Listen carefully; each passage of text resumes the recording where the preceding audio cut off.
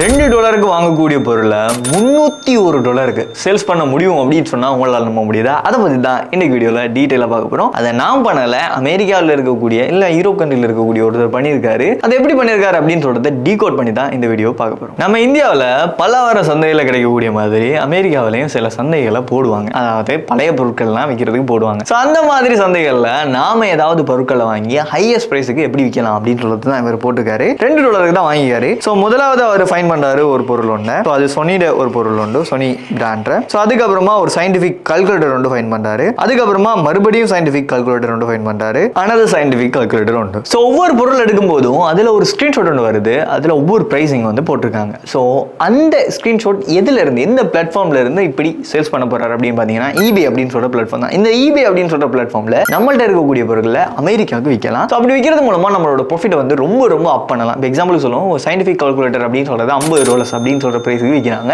$50 அப்படின்னு சொல்ற அந்த கால்குலேட்டர் நாம இந்தியாவுக்குள்ள $15 இல்ல $10 வாங்கலாம். இங்க இருந்து நாம அந்த மாதிரி விற்கலாம். பல்லவார சந்தைக்கு போகணும்னு சொல்லி அவசியமே கிடையாது. இந்த மாதிரி பழைய பொருட்களை கூட நம்மளால நல்ல பிரைஸுக்கே விற்க முடியும் அமெரிக்காவில் இருக்கக்கூடியவங்களுக்கு. ஏன்னா அங்க ஒவ்வொரு பிரைஸும் வந்து ஹையா இருக்கும். ஸோ இதே மாதிரி நீங்களும் eBayல எப்படி பொருள் விற்கணும், நான் எப்படி இதில் ஏன் பண்ணணும் அப்படின்னு நினைச்சீங்கன்னா www.upbright.ai அப்படின்னு சொல்ற வெப்சைட்டை விசிட் பண்ணுங்க. மோர் இன்ஃபர்மேஷனை அங்க இருந்து எடுத்துக்கொள்ள முடியும்.